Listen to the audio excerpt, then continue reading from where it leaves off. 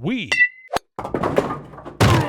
are Rogue Media Sports. Hey, it's Mark Goodman. And I'm Alan Light. On today's podcast, Record Store Day founder Carrie Colleton is joining us to discuss the April 20th RSD special releases. Plus, we'll talk live with our audience, the Sound Up Pod Squad, and find out who still listens to vinyl. And some updates from the Beatles universe. Oh, good. Sound Up with Mark Goodman and Alan Light, the only music podcast that matters. Get it on Pandora, Spotify, Apple Podcasts, or wherever you get your podcasts. It is the Doomsday Podcast, and in fact, we are just moments after the whole press availability taping this. In fact, Ed Werder, who I'm looking at right now in a beautiful overcoat situation that he had there at Arrowhead, is actually in the interview room where Dak Prescott and Mike McCarthy and others just left this room. And Ed, in one of those strange Mosley type deals, I think I did a show from Italy a few years ago. I am in Paris. It is a long France or family. Texas? I'm in Paris, France. The one that doesn't make sense. Okay, I got it. In the shadows of the Eiffel Tower, the Moat Piquet hotel. It's a really nice place, and as you might expect. My man Mo, the night manager, as I taped this in the lobby, he earlier tonight was helping me. He found the game. I had French people doing the game, like French broadcasters, and I could still hear like Joe Buck and Aikman in the background.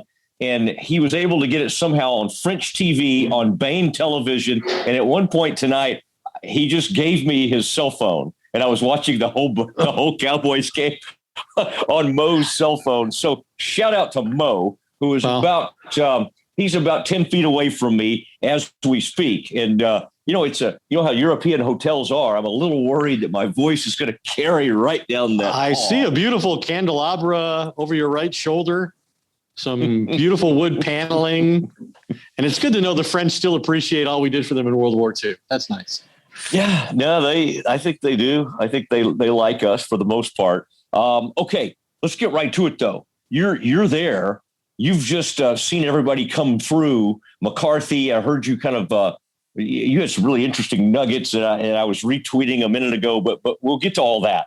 But I just kind of want to get your that visceral reaction to were the Cowboys completely sort of devastated, surprised? What was the reaction to this 19-9 loss? Well, obviously it wasn't the game that many of us expected or hoped it would be in terms of, a high scoring contest on both sides. In fact, it was a high scoring contest on neither side. It was something we didn't expect at all, a defensive dominated performance by both the Cowboys and the Chiefs. It's a little hard, quite honestly, with the limitations that we have, to get a full sense of how a team's reacting to the moment and to a defeat like this, because you're not in the locker room. Just a few people are brought out. We got Mike McCarthy, we got Micah Parsons, and we got Dak Prescott. But I would say, to kind of frame this, that this Cowboys team has been pretty clear about its Super Bowl ambitions, and now they've lost on the road to both of last year's Super Bowl participants. They lost by 2 points to the Buccaneers in week 1, and now by 10 to the Chiefs, the number one offense in football, failing to put up a single touchdown at Arrowhead Stadium on the scoreboard. Mike McCarthy insisted the team this doesn't change his belief in his team. In fact, he's so confident that he referenced their record being 8-3 when in fact, obviously they're 7-3, or maybe he's so confident they've already placed their Thanksgiving Day game against the Raiders in the win column. Dak Prescott committed 3 turnovers, said he prefers the quick turnaround after a loss that was so decidedly the result of offensive failure. And he also expressed no concerns about whether this team will be ready for the game on Thursday. And that's one they might have to play without both Amari Cooper and CeeDee Lamb, one because of COVID testing positive and not being vaccinated, and CeeDee Lamb now in the concussion protocol. But Dak said, I'm never going to be worried about how this team's going to respond. As long as I'm part of this team, quarterback of this offense, that's the least of my worries. And it does seem worth knowing, Matt, that they haven't lost consecutive games at any point so far this season. And the Raiders, of course, lost today too, and seem now to be in a free fall in the in the AFC West, a division against which the Cowboys are now 1-2. They beat the Chargers, they lost to the Broncos, and now they've lost to the Chiefs. Well, bold words. We'll explore this because you can only say so many like bold, 2 weeks ago when they looked awful, there were some bold words. And so at some point, some of these things start to ring hollow. It is time to ask Mark Friedman of Frito Nation Productions to play the music.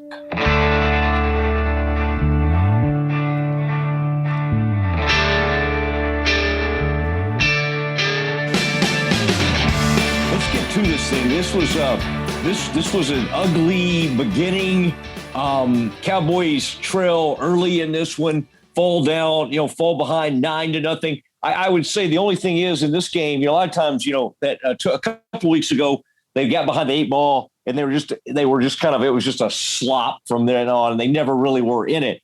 This was a game where it seemingly the Chiefs kept sort of inviting them to get back in.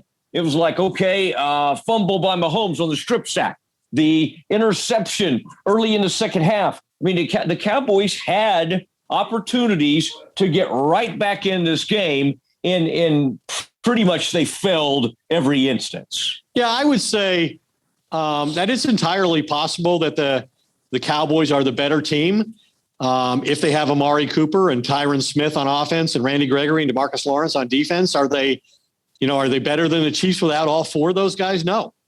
This would have been a huge statement win had they been able to win under the circumstances and with the personnel that they had available. And I thought the losses really hurt them. Tyron Smith not being able to play.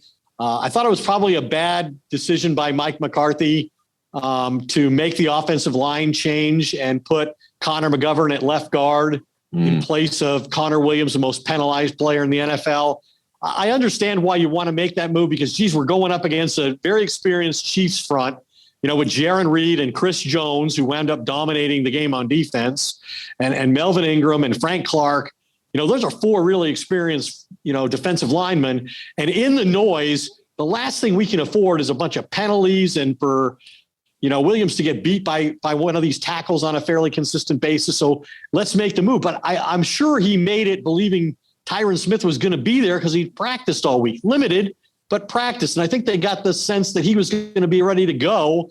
And then when he didn't go, now you've got a whole new left side of your line because Terrence Steele is starting his 3rd game over there, but his first one, only his 3rd start at left tackle in his first one next to Connor McGovern. And, talking to some of the Chiefs coaches before the game, they were definitely going to put Chris Jones on that side as much as they could early to test Connor McGovern. Now he beat Zach Martin for a sack late in the game, had 3.5 sacks, a career high for him.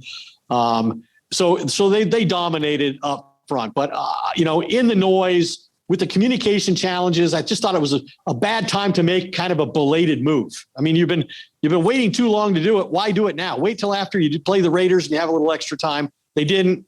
Then they didn't have Tyron Smith. That complicated matters. Not having I said before the game on TV, hey, look, They haven't had DeMarcus Lawrence since week 1. They haven't had Randy Gregory the last 2 weeks. You don't go through the NFL and not get punished for not having a pass rush, not having your best edge players. That's got to happen at some point. And this seems to me like the game it should happen.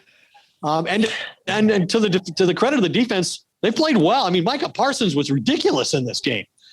He had more sacks than more pressures. I think he had 12 pressures as a rookie. And you know what the interesting thing was, Matt, was watching pregame to see if they were using him with the defensive linemen to get some pass rushing opportunities in pregame, and he didn't. They had him warm up with the linebackers, and then he played almost exclusively at left defensive end. And he had an incredible game. You mentioned the strip sack on Mahomes. Twice I thought the defense set up the offense on a short field at the Kansas City 42 at the end of the first half and early in the third quarter, set them up at the 36, and they got 1 field goal out of those 2 possessions. Dak threw the interception in the end zone. Gallup got hurt on the play, and I thought the game was pretty much over at the half then. But to their credit, and McCarthy made this point, unlike the Denver game you referenced where they got rolled, they gave up the first 30 points in the game. The defense kept them in the game for 4 quarters against, one of the most feared quarterbacks in all of football. Now, he hadn't played great all the time, but he's coming off a game where he threw for 400 yards and 5 touchdown passes. Yeah, I agree. I think the defense is not really here to blame. There were moments, and that RPO, Kelsey, they always do some fun stuff. Ed, I'm hoping the Cowboys can recover from Hilaire, the point that he had. They called the taunting on him. Yeah. I hope this collective group can recover from such a dubious or an indignant moment for them. But to your point, I mean, you get the strip sack, you get the interception early in the second half. You put yourself in position to get back in this game, and then time and time again, the offense just fails you. Now, this is going to be interesting, and I don't want this to come as a shock. Glenn Stretch Smith is really, really out for Kellen Moore and his whole approach to this game. And I kind of wanted to get your take on it so I can kind of give you a preview of what this is about. His belief, and you, ESPN Stats and Info, you're really good at sort of gathering all these kinds of things. His belief from the naked eye was that the Chiefs a lot of times only had like 6 players in the box, like that there wasn't really, that game didn't get far enough out of control for him to abandon the run.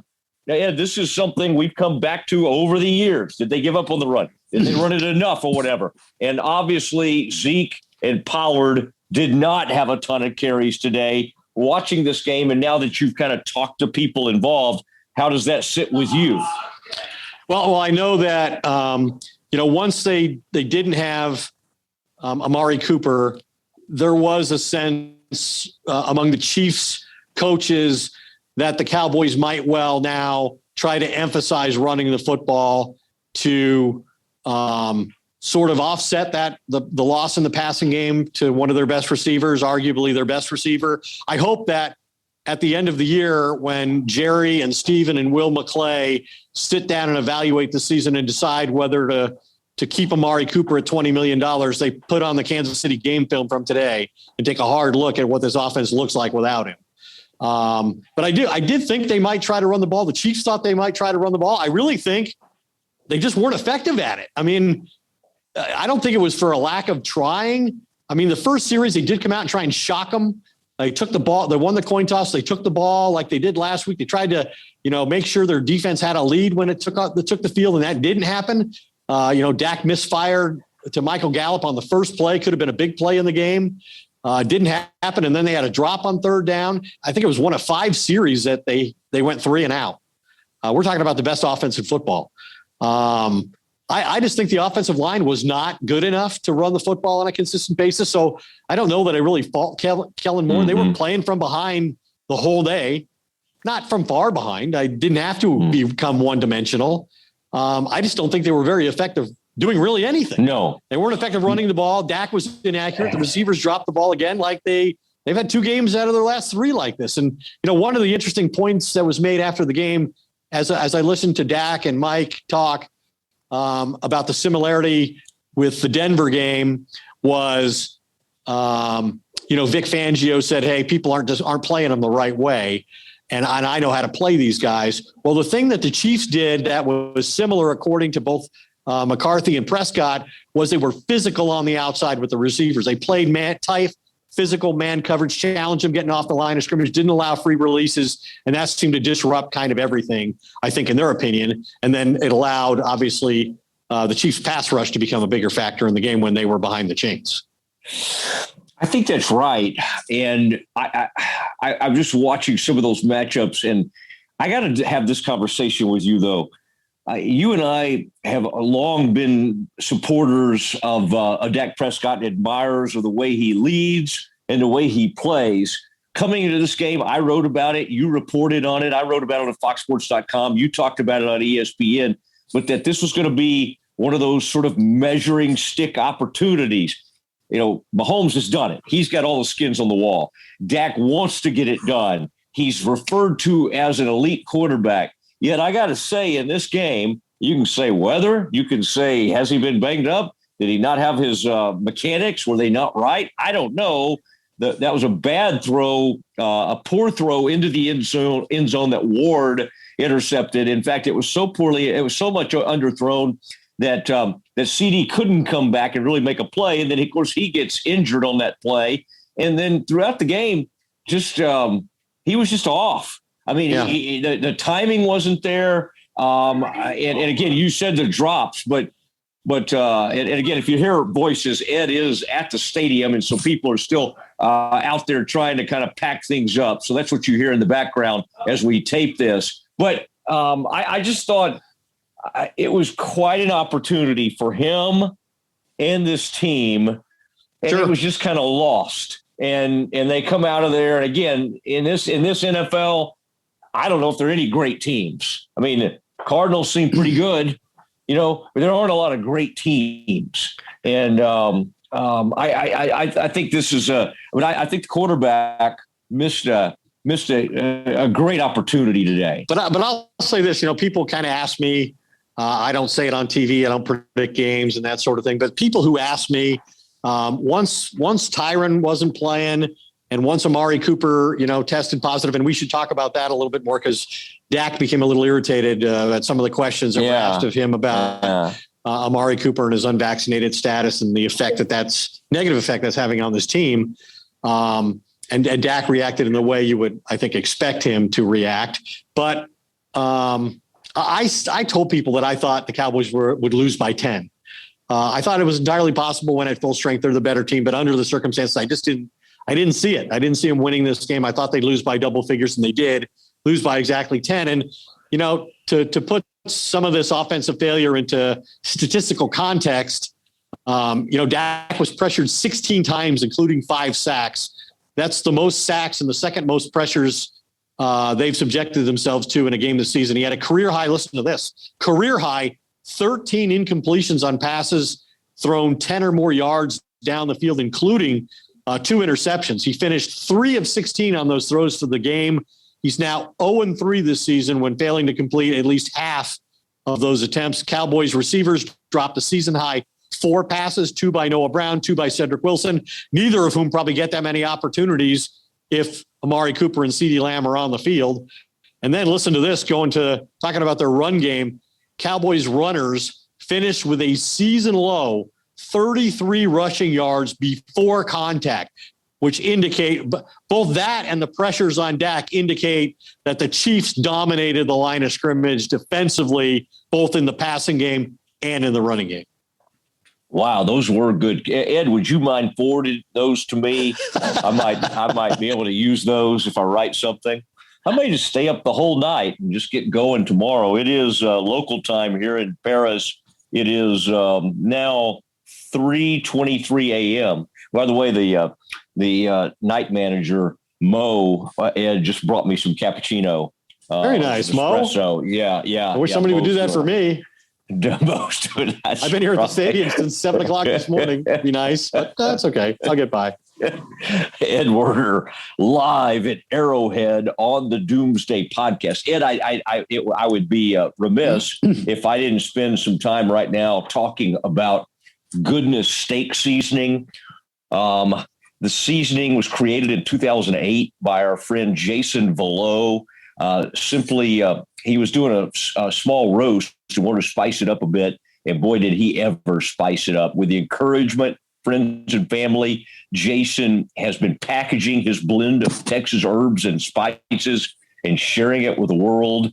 And Goodness Steak Seasoning is obviously great on steaks, perfect for chicken, hamburgers, grilled vegetables, and much more. Here's how you do it. Just go to bringthetasty.com. That's bringthetasty.com to order your bottle today. If you send me proof, I am going to send you a Doomsday t-shirt. Okay. I'm having some printed up.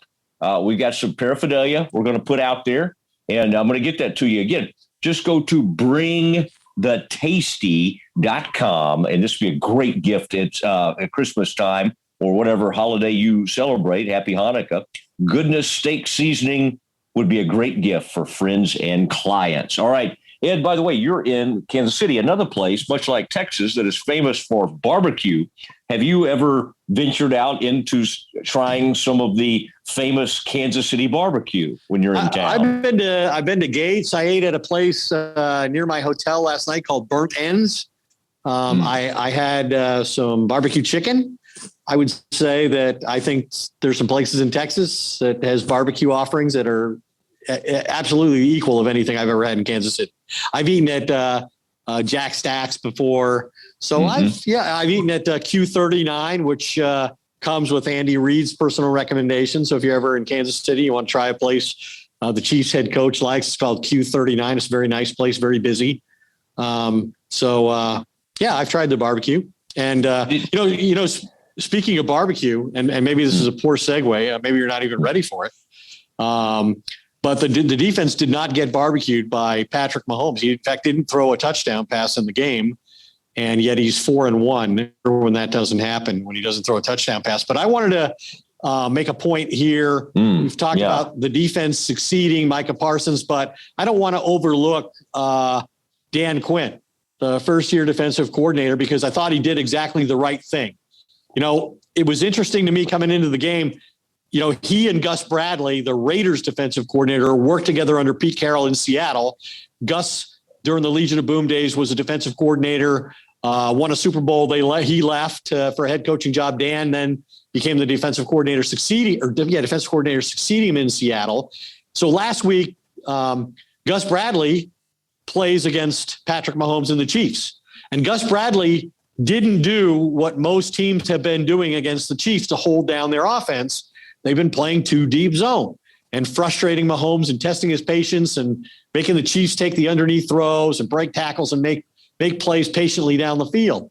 And a result has been a lot of mistakes by Mahomes, a lot of turnovers. So that's he's faced more too deep zone than any quarterback in football.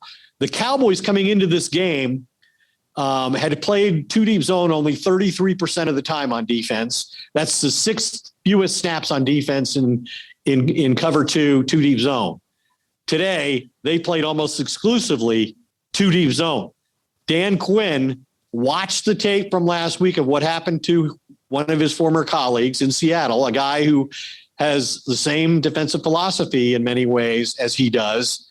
And he decided, I'm not doing what Gus Bradley did.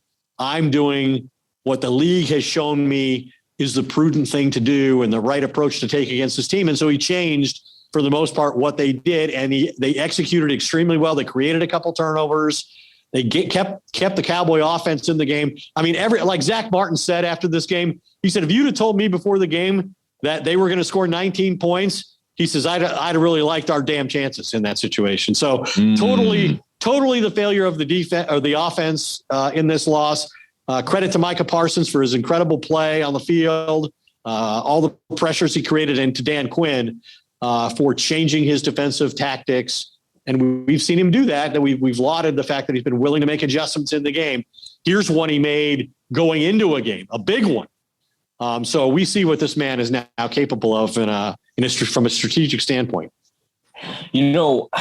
I think you're right. And I thought the timing was right now to talk about Patrick Mahomes for a second, because I understand that is it correct, Ed, to say that you put this request in for Patrick Mahomes several weeks ago and had been angling for this all along to get a chance to have a one-on-one conversation with Patrick Mahomes? Well, I hope everyone will check my Twitter account, because there's a photograph that proves that I did interview Patrick Mahomes, a Super Bowl and league MVP.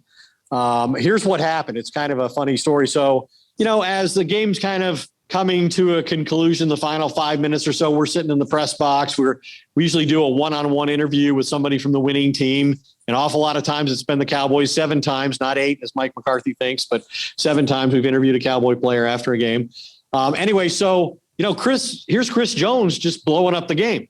And the number one scoring offense in football has not scored a single touchdown. And Chris Jones has 3.5 sacks, career high, a couple pressures, couple hits, yada, yada, yada. And so we decide, hey, we want Chris Jones. Hey, is Chris Jones any good at this? I don't want to interview a guy who's no good at this because I don't think I'm particularly good at it. And I don't want us both to be bad. So the word comes back from the Chiefs that, yeah, he's okay. He's pretty good at this.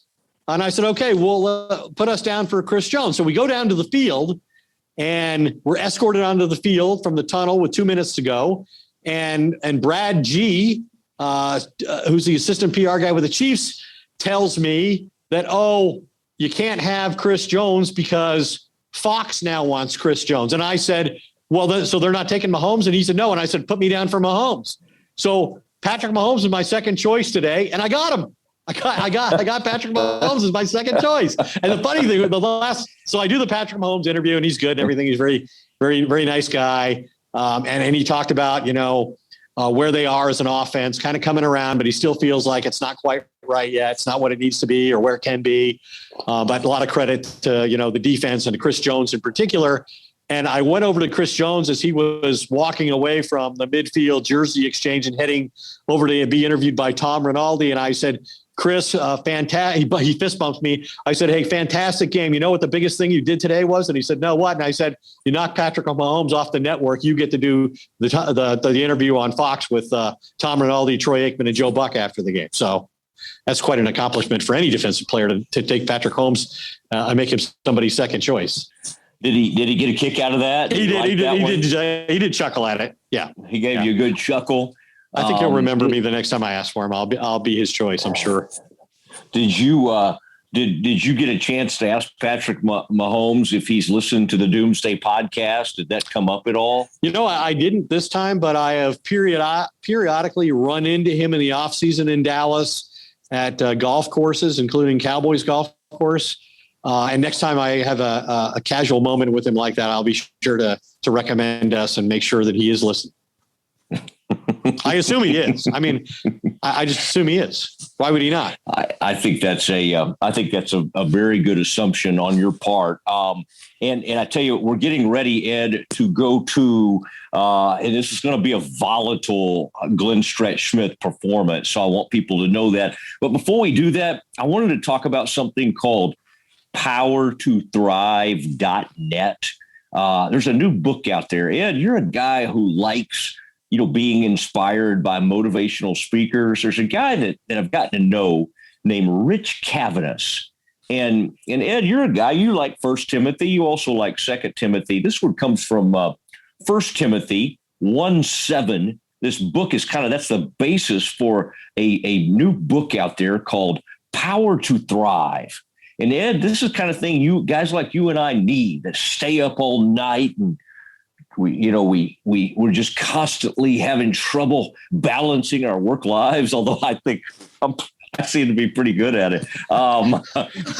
But Ed, you deserve to thrive. And Rich is just one of those guys. The guy was I was reading up on him recently. He was like a ski instructor, kind of like the world you come from. And he just decided to become this motivational guru. And now he's just a great speaker. He's a sought after speaker. So Ed, in fact, I've got a book for you, and I want you to read it, and I'll even get it signed for you if you want. But this is Rich Cavanis. And here's what I want people to do. Go to powertothrive.net and sign up for your email. And what will happen is we'll get you a free book. And also, Ed, Rich will give us credit for mentioning him if people will actually do this. No, I think they will. And we've proven our audience always delivers. All right, it is time for Glenn Stretch Smith. Whoa, be ready for this one. Things are going to get a little scary as he grades this Cowboys offense. Let's start on defense. And Stretch, it was, if you hold Patrick Mahomes and the Kansas City Chiefs to 19 points, pretty much, and have them kick field goals. That's a game you need to win. Let's start, if we could, with up front on that Cowboys defensive line. I noticed, I thought of you and Dorrance Armstrong came rolling through there for a big sack. What did you see from that aspect of the team? And do you agree, first of all, with me that you felt like the defense played well enough for the Cowboys to win? No, there's no question they played well enough to win. And starting up front, I did see some really good things out of Tristan Hill. I saw some good things out of Dorrance Armstrong. Obviously, Hamilton outside of him jumping in a critical situation right there. I mean, those guys, Odigizua, they are really playing hard. And I'm talking about they're running really good stunts. They're keeping good lane recognition where their pass rush lanes are. They're really, really doing a good job. And they played well enough to win up front. And when you combine the fact that, I mean, Parsons came off the edge doing what he's doing, he is a hell of a football player. And I think something you can build on. I mean, I'm going to give overall a defensive grade because I really think the grade fits overall for what we saw in the secondary, what we saw out of Kazee, what we're seeing out of Malik Hooker. Now, Brown got in a couple different positions where, boy, he was one-on-one with Tyreek and got turned around. That can happen, especially against Kansas City and what they do with cut splits and the things that they do as far as running whip routes, which is a hard inside look and then breaking it back outside. What they do with their pick stuff with Kelsey and the way that their pass game is designed, and then obviously what they do with the run game. But I loved how they tried to run. They ran the option and scored the touchdown, the one touchdown they got. But they came back in a critical situation, tried to run the option again, and I mean Parsons played it perfect. So there's so many things that I see defensively week to week. This team continue to get better and better and better. So I thought defensively you had a winning grade. I'm giving the entire defense because I would give them all a B. I saw some good things out of Vander Esch, especially in coverage. I gave the entire group a B. I thought they really played well as a group. Okay, a B for the defense. Obviously, Kearse had the interception, and then the strip sack. You mentioned Micah Parsons. He continues to be, very, very difficult to block. It makes game-changing plays. Now, where this game was lost was the offense's inability to function, and even then, when they had chances, they bogged down there and had to settle for field goals. And that's really where this game comes down to. Stretch, let's start with the quarterback. I mean, for the longest time, he was stuck on about 136 yards passing, but that's not even half the story. I mean, underthrowing, the interception late in the first half was a ball that tries to throw a deep ball, underthrows it, and that's the one CeeDee Lamb ends up getting hurt on when his helmet bangs against the turf. But that really on that, just another opportunity blown by the Cowboys right there. Yeah, and Dak, and this was I know some people that graded him coming out of college, and the criticism was he has a hard time throwing into any kind of bad weather, any wind, any breeze. He has a hard time. Well, this is the first time he threw that ball into a breeze. He underthrew that ball. He threw the 3-pump to Wilson later in the game. He underthrew that ball that he almost caught. The ball was underthrown. He threw some really poor deep overs. I'm concerned about, as the weather turns a little cold here, I'm concerned about Dak and his inability to be able to drive the ball into a breeze or into a wind. He did not play good. I think he'll be the first to tell you he didn't play good. He missed throws. I didn't like the checks they were making. Now, that's not always on him.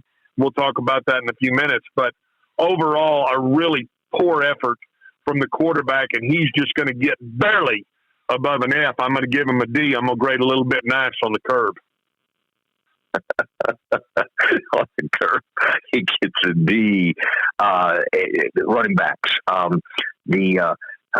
Pollard. It looked like Zeke actually got banged up on that ankle over on a sideline play. The Pollard continues to be a load in space, certainly catching the ball, and on one of those reverse plays, actually got out in space and did some things. Can be a weapon for the Cowboys. In fact, was really one of their only weapons in this game. Yeah, the backs gave you an effort that I thought was a winning effort. I mean, I thought they finished runs. Zeke continues to protect well. Pollard's a good route runner. They're not afraid to, get those guys in any kind of empty sets. He did a really nice job on the screen where he kind of waited on his blockers to kick it out, and he spit it up in there, did Pollard. So I gave those two guys the B. And as far as that, Mosley, get on to what's going to make my ass itch with the rest of this offense. Okay, Stretch, this is what either people are dying to hear or they're scared to hear, whatever mindset they have. Let's talk about this O-line. And obviously, Tyler Smith was unable to go again, but across the board, some major issues. And, of course, Chris Jones, who had moved inside recently for the Chiefs and has played on the outside at times but can move inside, completely took over this ball game and had 3.5 sacks. Yeah, I'm Mosley. If you don't mind, I'm going to start with the receivers and let's finish with the offensive line. If you're all right with that, I thought dropping balls was a real problem for me. There are the twos, but I'm going to just tell you the receivers got an F. Offensive line wise, I don't understand the movement of. When you take Williams out, move McGovern in, I'm a little confused about that. I didn't think he was grading that poorly to deserve to get benched. But the Dallas offensive line got absolutely handled by the 26th ranked defense in the NFL, and they were not blitzing guys. They ran some blitzes, but they were getting pressure and sacking the quarterback with a 4-man pressure.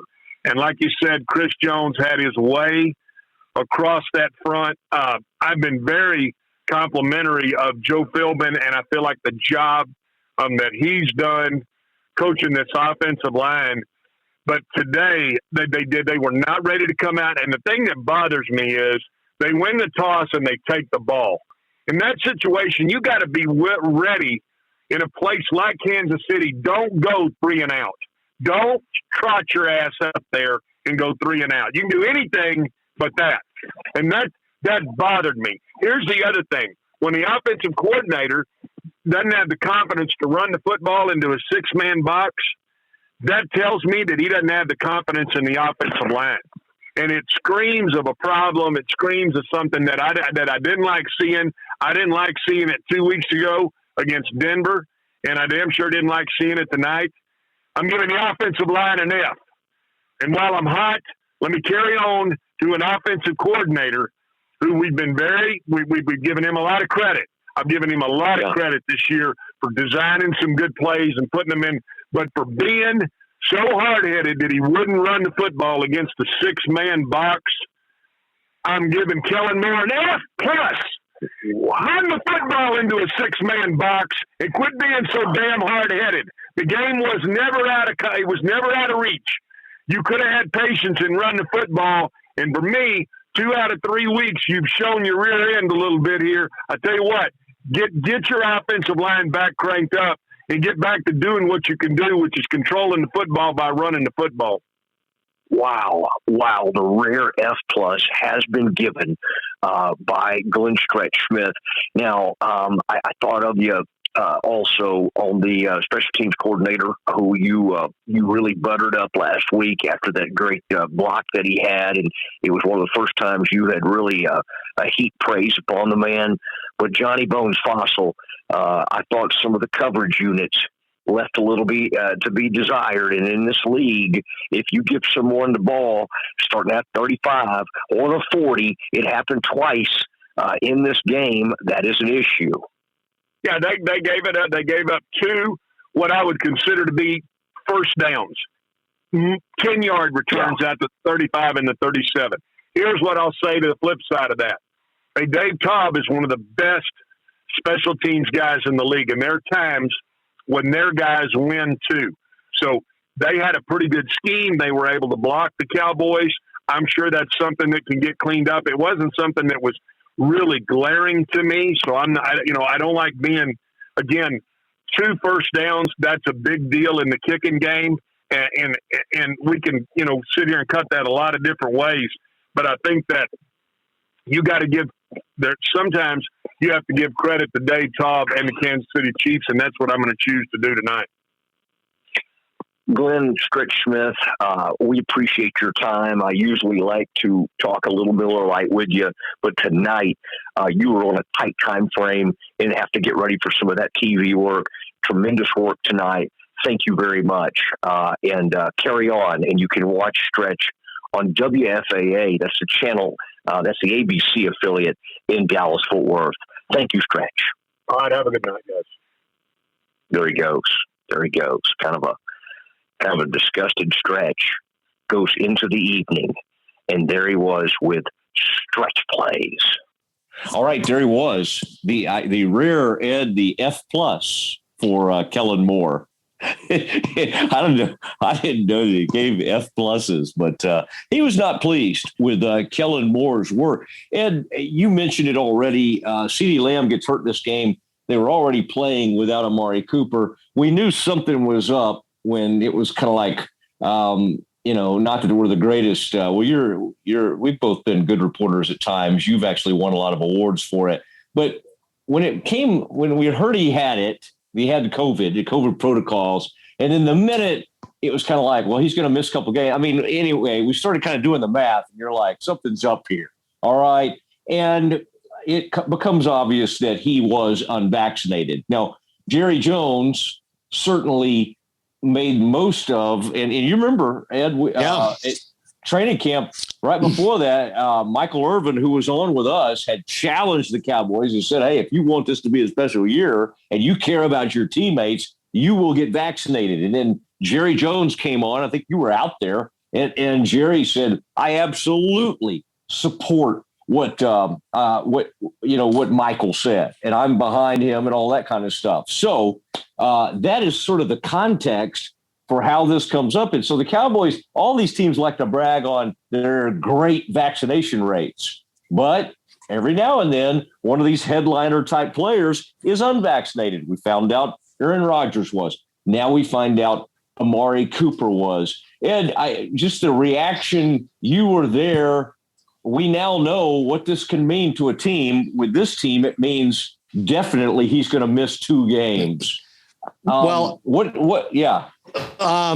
The first thing I think, fans need to recognize the difference, because a lot of people are making the point, well, vaccinated, unvaccinated, both parties are getting COVID. Like Ben Roethlisberger is vaccinated and he got COVID and he missed a game. And Aaron Rodgers is not vaccinated and he got COVID and he missed a game. So what's the difference? Well, the difference is you give yourself a better chance to come back sooner if you're vaccinated, because an unvaccinated player has to miss a minimum of 10 days, whereas a vaccinated player may only miss 5 days if he's able to be symptom-free and have 2 negative tests 24 hours apart.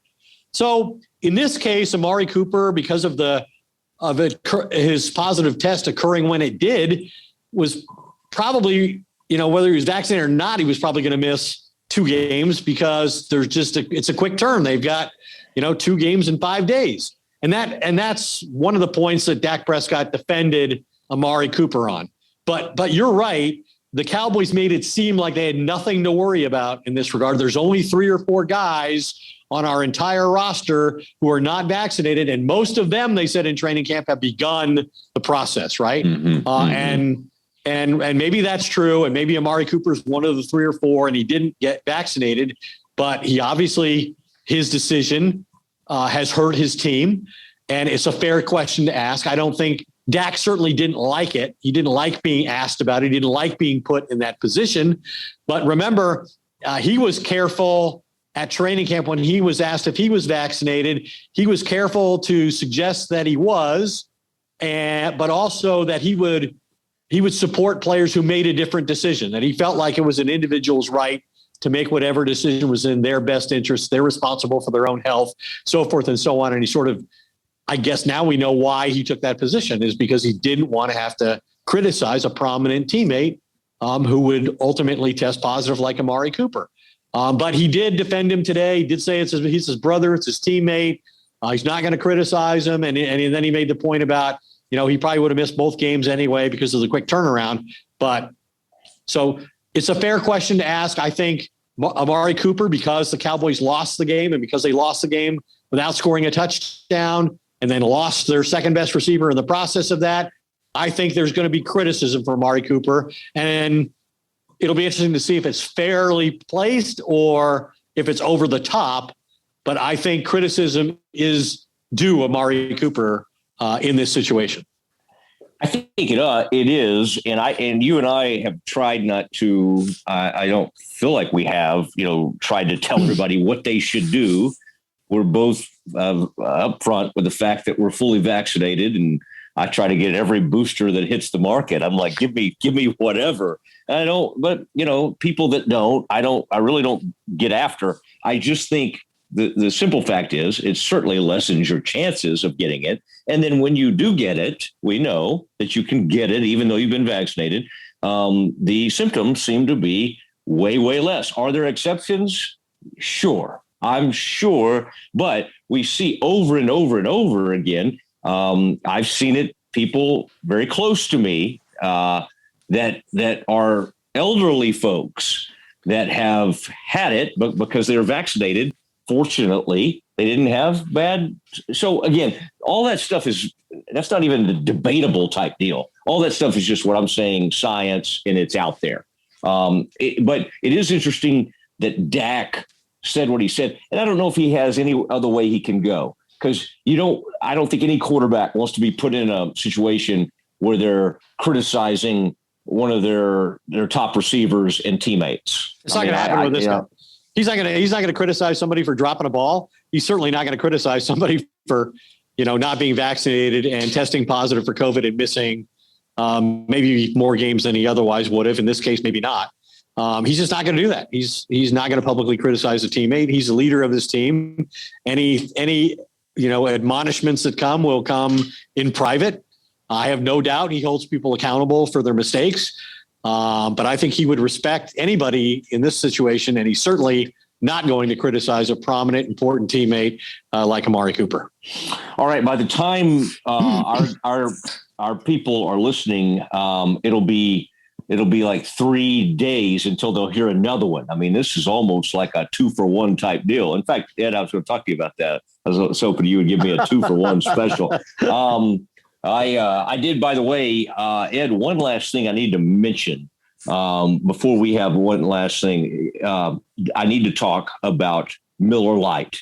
Ed, is there anything you like doing more with your buddies when you're just out there cracking open some cold ones like KC, where you are right now? What a great place to have a Miller Lite. Since 1975, Miller Lite has been the beer with taste you could depend on. No games, no gimmicks.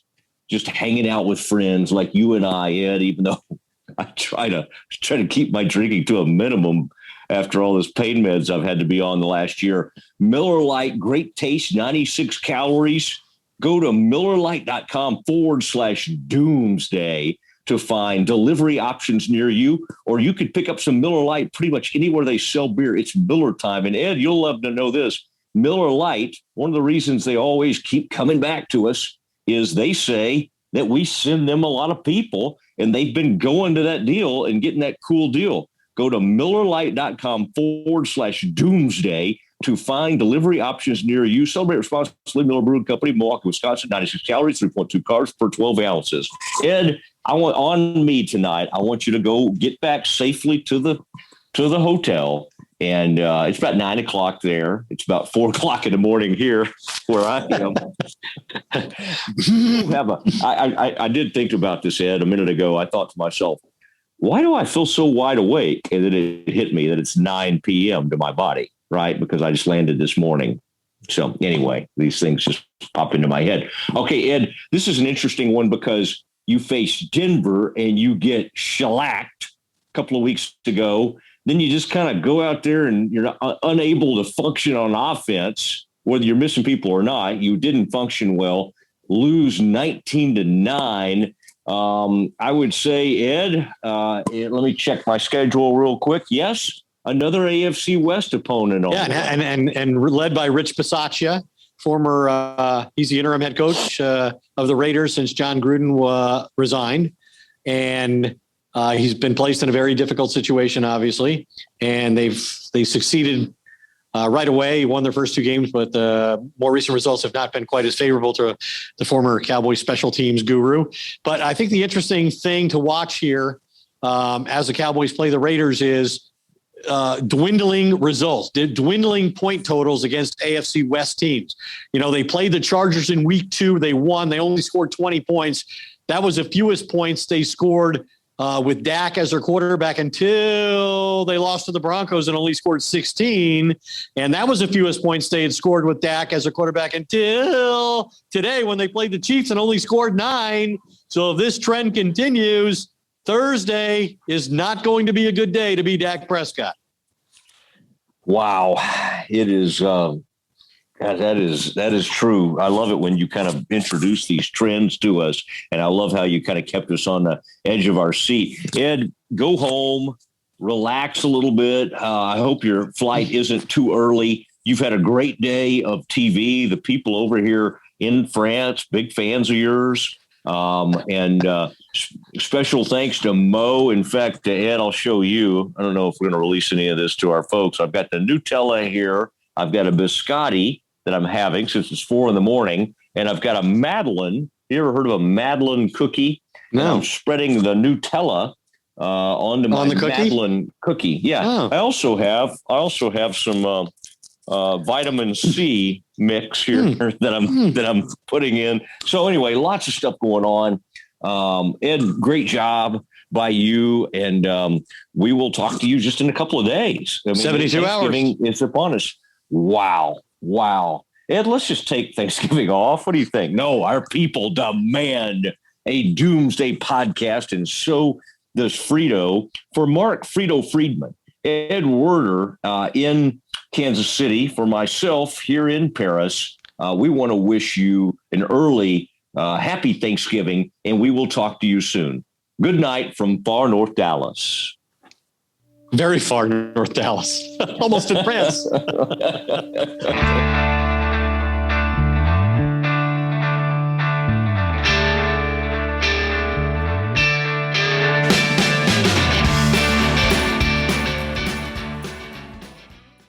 Hey, it's Mark Goodman. And I'm Alan Light. On today's podcast, Record Store Day founder Carrie Colleton is joining us to discuss the April 20th RSD special releases. Plus, we'll talk live with our audience, the Sound Up Pod Squad, and find out who still listens to vinyl. And some updates from the Beatles universe. Oh, good. Sound Up with Mark Goodman and Alan Light, the only music podcast that matters. Get it on Pandora, Spotify, Apple Podcasts, or wherever you get your podcasts.